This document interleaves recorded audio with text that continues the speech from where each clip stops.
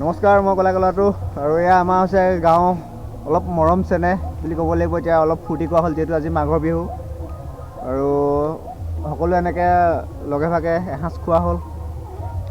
এতিয়া বৰ্তমান ৰাতি হ'ল, সকলোবিলাক গ'ল, মানে আমি কিছুমানে আছোঁ আৰু বাকীবিলাক গৈ ঘূৰা ঘূৰি শুলেগৈ, আমিবিলাক আছোঁ। হয়তো অলপ দেৰি থাকিম চাগে, তাৰপিছত শুবগৈ লাগিব। মৰ্ণিঙত উঠিব লাগিব যিহেতু আমাৰ ভেলাঘৰ বনোৱা নাই।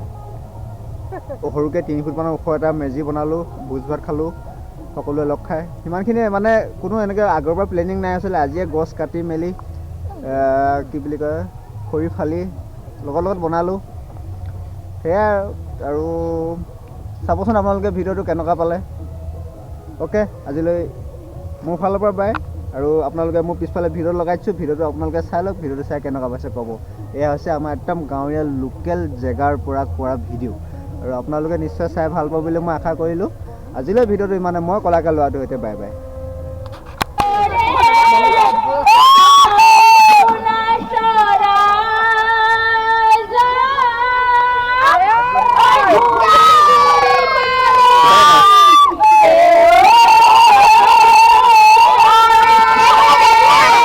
খবৰ দিছে